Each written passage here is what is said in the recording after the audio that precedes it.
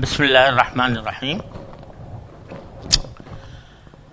الحمد للہ رب العالمین والصلاة والسلام علی رسولہ الکریم وعلی آلہ واصحابہ اجمعین اما بعد اعوذ باللہ من الشیطان الرجیم بسم اللہ الرحمن الرحیم فَكُلُوا مِمَّا ذُكِرَ اسْمُ اللَّهِ عَلَيْهِ إِن كُنتُم بِآيَاتِهِ مُؤْمِنِينَ وَمَا لَكُمْ أَلَّا تَأْكُلُوا مِمَّا ذُكِرَ اسْمُ اللَّهِ عَلَيْهِ وَقَدْ فَصَّلَ لَكُم مَّا حَرَّمَ عَلَيْكُمْ إِلَّا مَا اضْطُرِرْتُمْ إِلَيْهِ وَإِنَّ كَثِيرًا لَيُضِلُّونَ بِأَهْوَائِهِمْ بِغَيْرِ عِلْمٍ إن ربك هو أعلم بالمعتدين وذروا ظاهر الإثم وباطنه إن الذين يكسبون الإثم سيجزون بما كانوا يقترفون ولا تأكلوا مما لم يذكر اسم الله عليه وإنه لفسق وإن الشياطين ليوحون إلى أوليائهم ليجادلوكم وَإِنْ أَطَعْتُمُوهُمْ إِنَّكُمْ لَمُشْرِكُونَ۔ یہ سورہ انعام کی آیت نمبر 118 سے 121 تک میں نے آپ کے سامنے تلاوت کی ہے۔ اس کا پس منظر یہ ہے کہ اب تک جتنی آیات سورہ انعام میں آئی ہیں ان میں مشرکین کے شرک کی تردید بھی ہے اور ان کے اعتراضات کا جواب بھی ہے، اور بحیثیت مجموعی شرک کو ایک بہت بڑی حماقت قرار دیا گیا ہے۔ شرک تو ایک اصولی گمراہی ہے، لیکن اس اصولی گمراہی سے بہت سی گمراہیاں، جزوی قسم کی گمراہیاں پیدا ہوئی ہیں اور اہل عرب ان میں مبتلا تھے۔ ان میں سے ایک بڑی گمراہی یہ تھی کہ وہ جانوروں کے بارے میں انہوں نے احکام اپنی طرف سے بنا رکھے تھے۔ اللہ تبارک و تعالی نے جس چیز کو حلال کیا ہے اس کو حرام کر لیتے تھے، اور جس چیز کو حرام کیا ہے اس کو حلال کر لیتے تھے۔ چنانچہ بہت سے جانوروں کو انہوں نے اپنی مشرکانہ افکار اور عقائد کی وجہ سے حرام کر رکھا تھا، جس کی تفصیل انشاءاللہ آگے آنے والی ہے، اور بہت سی وہ چیزیں جو حرام تھیں ان کو حلال کر رکھا تھا۔ تو اب یہاں سے اللہ تبارک و تعالیٰ ان کی ان جزوی گمراہیوں کا ذکر شروع فرما رہے ہیں، جو تقریباً اس صورت کے آخر تک چلا گیا ہے، بیچ میں کچھ ضمنی باتیں بھی آئی ہیں۔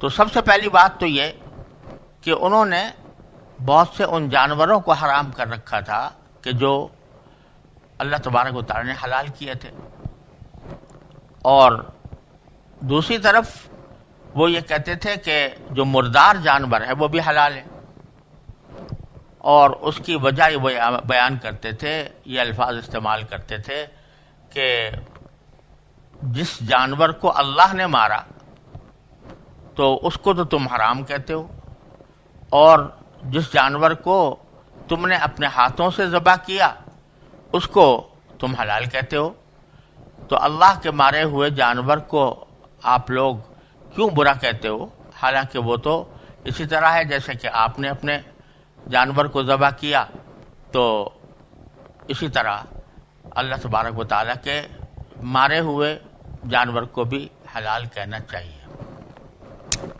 تو اللہ تبارک و تعالیٰ نے ان آیات میں ان باتوں کی وضاحت فرمائی ہے، اور یہ سلسلہ ابھی آگے بھی چلے گا، اور بظاہر اسی وجہ سے اس سورت کا نام سورۃ الانعام ہے، کیونکہ انعام کے معنی ہے چوپائے اور مویشی۔ تو اس میں چوپایوں اور مویشیوں کے بارے میں جو ان کی غلط عادتیں تھیں ان کو واضح کیا گیا ہے، اور ان کی تصحیح کی گئی ہے۔ اس روشنی میں اب ان آیات کا آپ ترجمہ ملاحظہ فرمائیں۔ باری تعالیٰ فرماتے ہیں کہ चुनाचे हर उस हलाल जानवर में से खाओ जिस पर अल्लाह का नाम लिया गया हो, अगर तुम वाकई उसकी आयतों पर ईमान रखते हो। और तुम्हारे लिए कौन सी रुकावट है जिसकी बिना पर तुम उस जानवर में से न खाओ जिस पर अल्लाह का नाम लिया गया हो, हालांकि उसने वो चीज़ें तुम्हें तफसील से बता दी हैं जो उसने तुम्हारे लिए हराम करार दी हैं। अलबत्ता जिनको खाने पर तुम बिल्कुल मजबूरी हो जाओ तो फिर उन हराम चीज़ों की भी बक़दर ज़रूरत इजाज़त हो जाती है।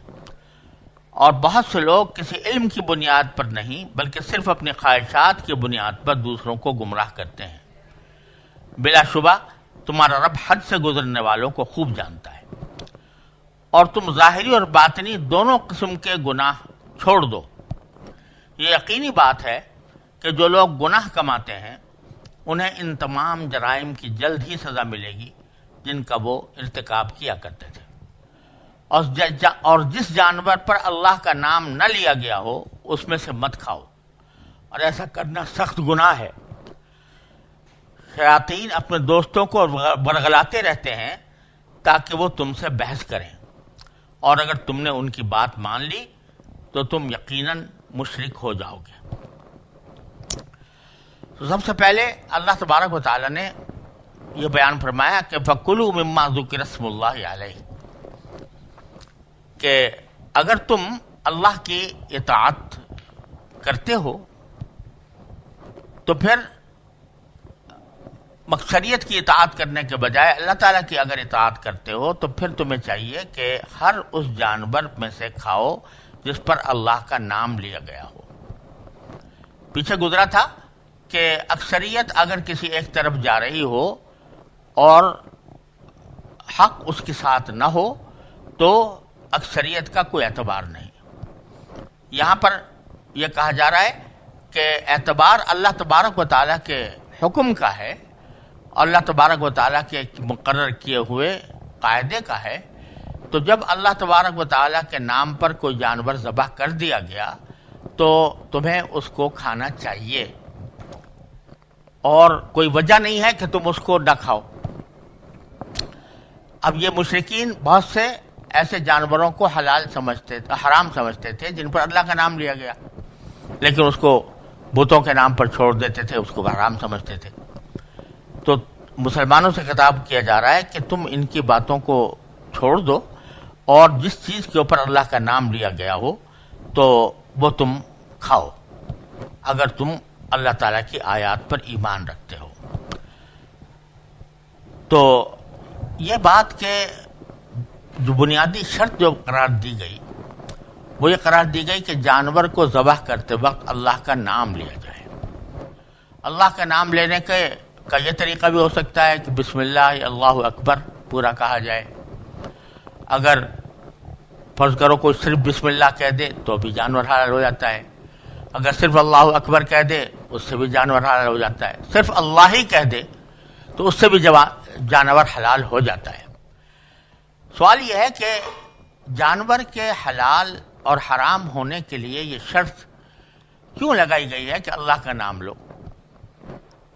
एक तो ज़बह करने का जो असल मकसद है वो ये है कि जानवर का अंदर का खून खूब अच्छी तरह बह जाए और अंदर खून के घुटने से उसकी नजासत जानवर को मुतासिर ना करे। तो अगर कोई शख्स बग़ैर अल्लाह का नाम लिए ज़बह कर देता है और वो रगें उसकी कट जाती हैं, खून अच्छी तरह बह जाता है, तो बज़ाहिर उसमें और उस जानवर में जिस पर अल्लाह का नाम ना लिया गया हो कोई फ़र्क बज़ाहिर नज़र नहीं आता, क्योंकि जो खून के बह जाने का मकसद है वो दोनों सूरतों में हासिल हो जाता है, चाहे अल्लाह का नाम लिया जाए या ना लिया जाए। लेकिन अल्लाह तबारक व तआला ने बहुत वजाहत के साथ ये फरमा दिया कि अल्लाह का नाम लेना ज़रूरी है। अगले आयत में इसकी मज़ीद तफसील आ रही है कि वला ताकुलू मिम्मा लम युज़कर इस्मुल्लाहि अलैहि, जिस पर अल्लाह का नाम न लिया जाए तो वो मत खाओ। और बताया वह इन्नहु लफ़िस्क़, और वो बहुत सख्त गुनाह है बग़ैर अल्लाह का नाम लिए जानवर को ज़बह करना और खाना। तो दरहकीकत इसमें जो एक عجیب حکمت ہے وہ یہ کہ یہ جتنے بھی جانور ہیں جن کو ذبح کر کے ہم ان کا گوشت کھاتے ہیں، یہ سب اللہ تعالیٰ کی پیدا کیے ہوئے ہیں۔ ان میں سے بہت سے ایسے ہیں کہ جو قوت میں، طاقت میں ہم سے کئی گنا زیادہ ہیں، جیسے گائے، اونٹ، بھینس۔ یہ سب اگر دیکھا جائے تو انسان کی طاقت سے بہت زیادہ طاقت رکھتے ہیں، لیکن اللہ تبارک و تعالیٰ نے ان کو مسخر کر دیا انسان کے آگے۔ اگر مقابلہ ہو جائے کسی گائے کا اور انسان کا، یا کسی اونٹ کا اور انسان کا، یا بھینس کا اور انسان کا، تو انسان میں یہ دم نہیں ہے کہ ان کے مقابلے میں جیت جائے۔ گائے اس کو رون کر رکھ سکتی ہے، اونٹ اس کے گردن اتار سکتا ہے۔ یہ سارے جانور ایسے ہیں کہ جو طاقت میں ہم سے کہیں زیادہ ہیں، لیکن اللہ تبارک و تعالیٰ نے ان کو ہمارے لیے مسخر کر دیا، رام کر دیا، اور جب ذبح کرنا چاہتے ہیں تو ایک انسان کو ایسی عقل عطا کر دی کہ جس کے نتیجے میں وہ ان طاقتور جانوروں کو اپنی گرفت میں لے آتا ہے اور پچھاڑ کر زمین پر ڈال دیتا ہے اور ان پر چھری چلا دیتا ہے۔ وہ مقابلے پر نہیں آتے، جانور انسان کے مقابلے پر نہیں آتے۔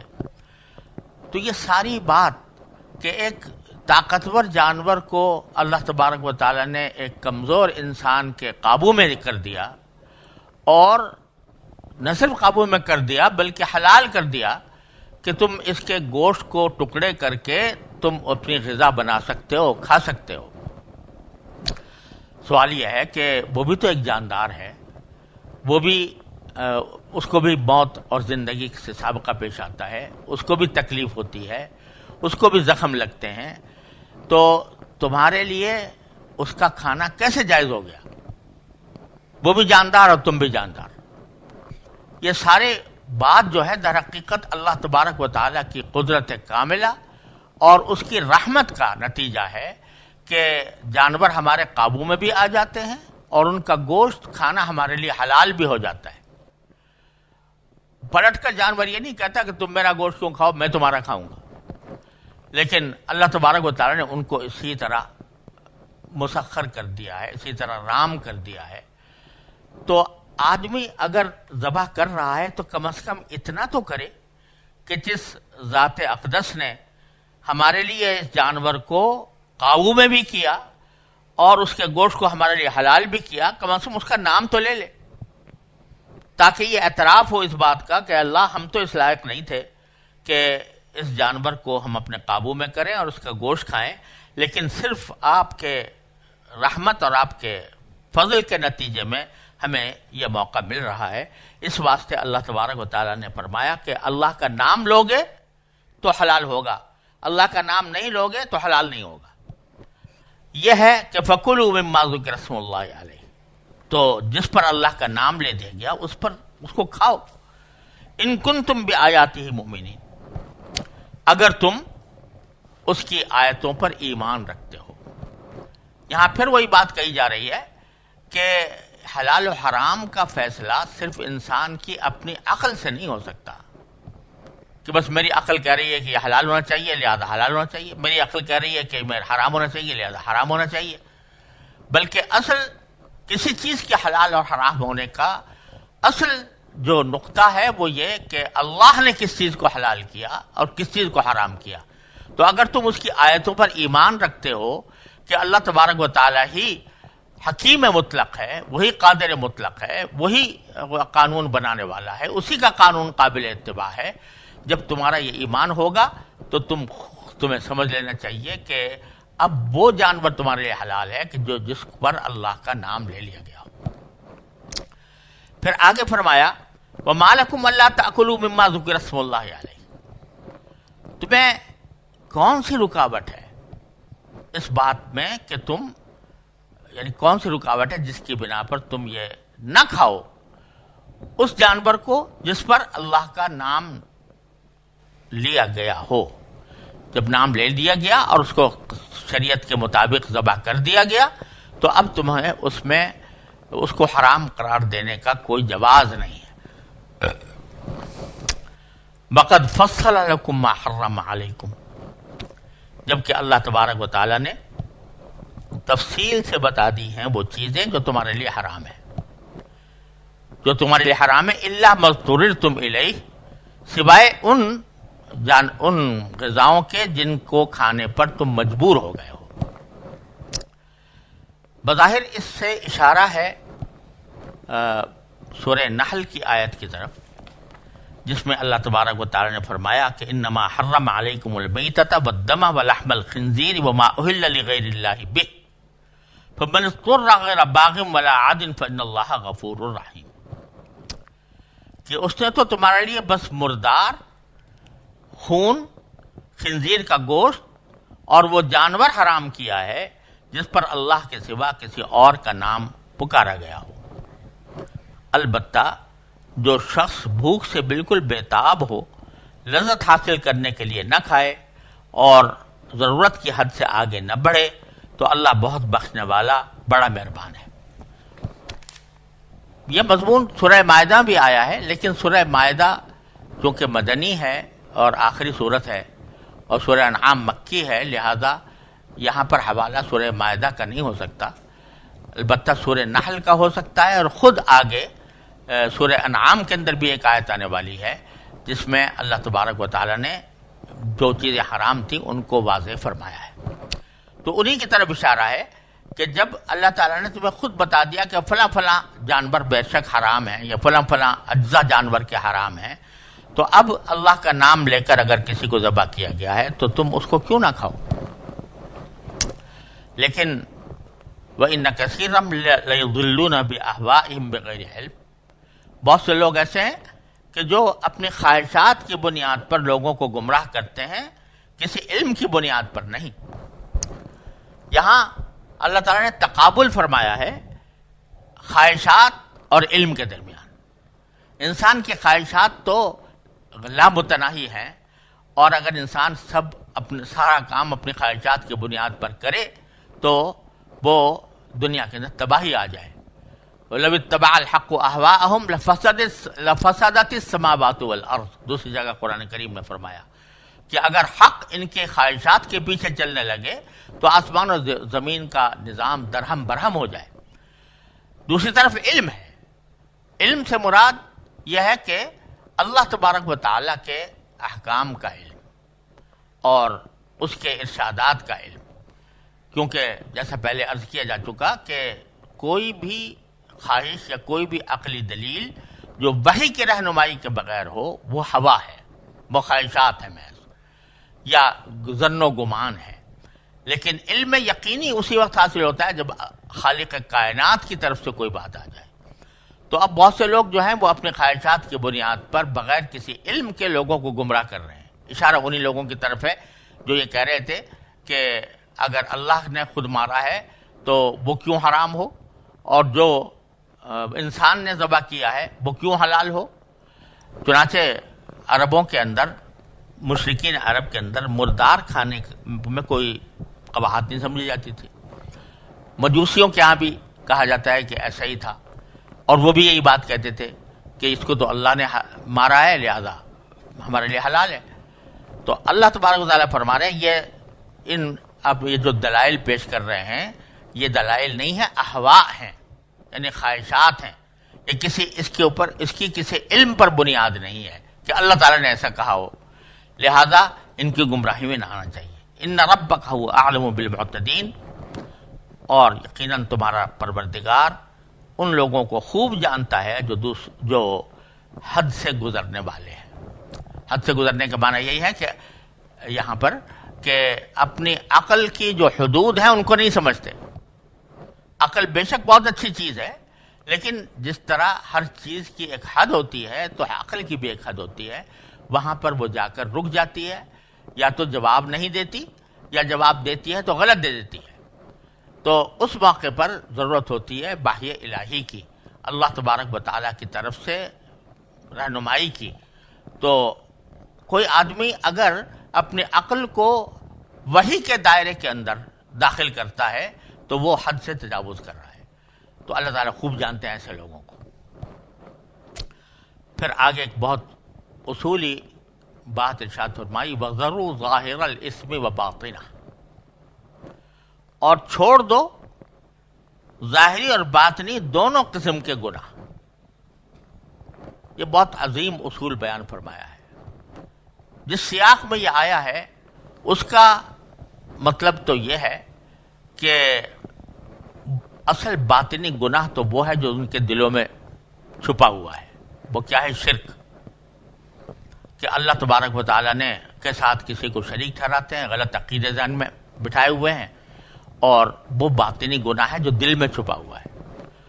اور ظاہری گناہ یہ ہے کہ اس شرک کی بنیاد پر محض اپنی عقل سے کسی چیز کو حلال کر لیا، کسی کو حرام کر لیا، خواہشات کی بنیاد پر کسی چیز کو حلال کر لیا، کسی چیز کو حرام کر لیا۔ تو یہ جو مردار کو جائز کہتے ہیں یہ ظاہری گناہ ہے، اور دل میں جو شرک چھپا ہوا ہے وہ باطنی گناہ ہے۔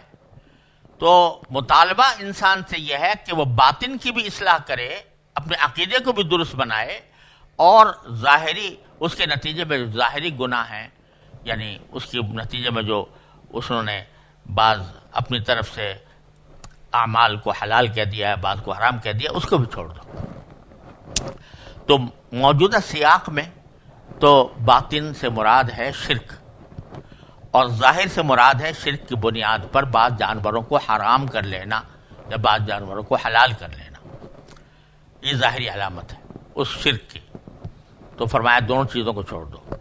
لیکن قرآن کریم کا اسلوب یہ ہے کہ اگر کوئی خاص بات بھی فرماتا ہے تو بسا اوقات اس کے لیے عام اسلوب اس لیے اختیار کیا جاتا ہے تاکہ یہ دوسری صورتوں پر بھی منطبق ہو جائے۔ تو اس میں یہ بتایا گیا ہے کہ باطن کا گناہ بھی گناہ ہے اور ظاہر کا گناہ بھی گناہ ہے۔ یہ ان حضرات کی بڑی سخت تردید ہے جو یہ کہتے ہیں کہ ہمارا باطن تو ٹھیک ہے، یعنی ہم اپنے اللہ کو مانتے ہیں اور ہمارے عقیدے خراب نہیں ہیں اور ہماری نیتیں صاف ہیں، تو باطن تو ٹھیک ہے ہمارا، لیکن ظاہر کو کوئی اہمیت نہیں ہے۔ اب حقیقت میں اللہ تبارک و تعالیٰ نے جہاں بہت سے احکام انسان کے باطن سے متعلق دیے ہیں کہ جیسے مثلا تکبر نہ کرے، تواضع اختیار کرے، حسد نہ کرے، دوسرے سے بغض نہ رکھے، اسی طرح کچھ ظاہری احکام بھی دیے ہیں کہ تم کس طرح تمہاری صورت ہونی چاہیے، کس طرح تمہارا حلیہ ہونا چاہیے، کس طرح تم اپنے اعمال کے ذریعے اللہ تعالیٰ کی اطاعت کرو اور کس طرح تم اللہ پر یقین رکھو۔ تو باطن کا گناہ یہ ہے کہ انسان اللہ تبارک و تعالیٰ کے عقیدے کے اعتبار سے گمراہی ہو اس کے دل میں۔ دوسرا باطن کا گناہ یہ بھی ہو سکتا ہے کہ اگرچہ ایمان رکھتا ہو لیکن ایمان رکھنے کے ساتھ ساتھ وہ باطنی خوبیوں کا بھی حامل ہو، دوسروں کا خیر خواہ ہو، دوسروں سے اس کے بارے میں اچھا گمان رکھتا ہو، وغیرہ وغیرہ۔ لیکن ظاہری اعمال یہ ہے کہ نماز پڑھے، ظاہری اعمال یہ ہے کہ رمضان کے وقت میں روزے رکھے، ظاہری اعمال یہ ہے کہ وہ زکوٰۃ ادا کرے، ظاہری اعمال یہ ہے کہ حج کرے، ظاہری اعمال یہ ہے کہ جتنی بھی عبادتیں، قربانی کی عبادت ہے، صدقۃ الفطر کی عبادت ہے، وہ ادا کرے، اور ظاہری شکل و صورت میں بھی اللہ تعالیٰ اور اللہ کے رسول صلی اللہ علیہ وسلم کی اتباع کرے اور سرکار دو عالم صلی اللہ علیہ وسلم کی سنتوں کی پیروی کرے۔ تو یہ سنتوں کی پیروی جو ظاہر کے اندر ہوتی ہے، بعض اوقات لوگ کہتے ہیں جی اسلام کی تو اصل روح پر ہم عمل کر رہے ہیں۔ روح کیا ہے؟ کہ بھئی دوسروں کے ساتھ اچھا برتاؤ کرنا، دوسروں کے ساتھ اچھا اخلاق کا مظاہرہ کرنا، یہ ہم باطنی اعتبار سے اپنے آپ کو ہم نے ٹھیک کیا ہوا ہے۔ لہذا اگر ہم نے کبھی نماز نہیں پڑھی، کبھی روزہ نہیں رکھا، کبھی ہم نے حج نہ کیا، تو جو اصل روح تھی وہ ہم نے حاصل کر لی۔ یہ بہت بڑی گمراہی ہے جس کو قرآن کریم نے اس آیت میں ظاہر کر دیا کہ ضرور ظاہر الاسم و باطن، ظاہری گناہ بھی اور باطنی گناہ بھی دونوں چھوڑو۔ اب مثال کے طور پر اللہ تبارک و تعالیٰ نے نبی کریم صلی اللہ علیہ وسلم کی سنت کی اتباع کا حکم دیا ہے، اور اس اتباع میں یہ بھی داخل ہے کہ انسان مثلا داڑھی رکھے. رسول کریم صلی اللہ علیہ وسلم نے داڑھی بڑھانے کی تاکید فرمائی ہے. اب بعض حضرات کہتے ہیں کہ بھائی یہ تو ظاہر ہے، ہمارا باطن تو ٹھیک ہے اور ہم اچھے معاملات کرتے ہیں، اچھا اخلاق ہمارے ہیں، لیکن اس ظاہری بات کی کیا ضرورت ہے؟ اگر ظاہر ہمارا خراب بھی ہو تو کیا ہے؟ تو یہ قرآن کی آیت کہہ رہی ہے کہ ظاہری گناہ بھی چھوڑو اور باطنی گناہ بھی چھوڑو. تو یہ بہت بڑا مغالطہ ہے جو قرآن کریم نے یہاں پر ذکر کیا. ٹھیک ہے، ایک باطن کی اہمیت بے شک اپنی جگہ پر ہے، لیکن جب ایک حکم اللہ تعالیٰ کی طرف سے آ جائے ظاہر سے متعلق بھی، تو اس کی اتباع بھی اتنی ہی ضروری ہے جتنی باطنی احکام کی اتباع ضروری ہے. اور اللہ تبارک و تعالیٰ اپنے فضل و کرم سے ہمیں ظاہر اور باطنی دونوں گناہوں سے محفوظ رکھے. تو یہ بعض حقیقت بات یہ ہے کہ بعض علماء کرام نے فرمایا کہ اصل میں ظاہر بھی اس وقت خراب ہوتا ہے جبکہ باطن میں کوئی خرابی ہوتی ہے. باطن میں خرابی کوئی نہ کوئی ہوتی ہے جس کے نتیجے میں ظاہر بھی خراب ہوتا ہے. اور مثال اس کی ہے جیسے کہ ایک پھل ہے، اگر اندر سے وہ سڑ رہا ہو تو اس کے چھلکے کے اوپر بھی اثر آ جاتا ہے. چھلکے پر اثر اس وقت آتا ہے جبکہ اندر سے اس کے اندر سے وہ سڑنے لگا ہو. اسی طرح ہمارے ظاہر پر جو اثر آتا ہے وہ کہ ہم نے نماز چھوڑ دی مثلا یا روزہ نہ رکھا، تو یہ ظاہر پر اثر اس وقت آ رہا ہے جبکہ اندر سے باطن میں کچھ خرابی پیدا ہوئی ہے. مثلا باطن میں کیا خرابی پیدا ہوئی ہے کہ اللہ تعالیٰ کے احکام کی اتباع نہیں ہے بلکہ ہماری عقل کی اتباع ہے. اس حد تک کہ ہم یہ سمجھتے ہیں کہ یہ چھلکے ہیں، یہ ظاہری اعمال ہیں، ان کی اتنی اہمیت نہیں ہے. ہم نے ایمان رکھا ہوا ہے اللہ تعالیٰ کے اوپر، ہم نے اپنے آپ کو تکبر سے پاک رکھا ہوا ہے، لیکن حقیقت میں جب وہ ان کے دل میں یہ خیال آ رہا ہے کہ ان کی کوئی اہمیت نہیں، یہ باطن ہی کی خرابی ہے. اس باطن کی خرابی کا اثر پھر ظاہر کی طرف بھی جاتا ہے. اس لیے قرآن کریم کی آیت بڑی واضح اور دو ٹوک ہے، وَذَرُوا ظَاهِرَ الْإِثْمِ وَبَاطِنَهُ. ظاہری گناہ کو بھی چھوڑو اور باطنی گناہ کو بھی چھوڑو. ان الذین یکسبون الاسم، بے شک وہ لوگ جو گناہ کماتے ہیں، سیجزون بما کانوا یقترفون، ان کو ان تمام جرائم کی جلد ہی سزا ملے گی جن کا وہ ارتکاب کیا کرتے تھے. پھر اب منفی طور پر فرمایا، وہاں فرمایا تھا کہ جس پر اللہ کا ذکر کیا گیا ہو وہ کھاؤ. اب یہاں منفی طور پر فرمایا جا رہا ہے وَلَا تَأْكُلُوا مِمَّا لَمْ يُذْكَرِ اسْمُ اللَّهِ عَلَيْهِ. اس جانور کو نہ کھاؤ جس کے اوپر اللہ کا نام نہ لیا گیا ہو. ذبح کر لیا، شکار کر لیا، لیکن اللہ کا نام نہیں لیا، تو ایسے مذبوحے کو یا ایسے شکار کو کھانا تمہارے لیے جائز نہیں ہے. وَإِنَّهُ لَفِسْقٌ، صرف اتنا ہی نہیں ہے کہ مت کھاؤ بلکہ ایسا کرنا سخت گناہ ہے. اللہ کا نام لیا. ابھی میں نے عرض کیا کہ ادھر حقیقت اللہ تعالیٰ کے اس انعام کے شکر کے طور پر اللہ کا نام لینا ضروری قرار دیا گیا ہے، اور جس پر اللہ کا نام نہ لیا گیا ہو اس کو حرام کر دیا گیا اور اس کو فسق قرار دیا گیا.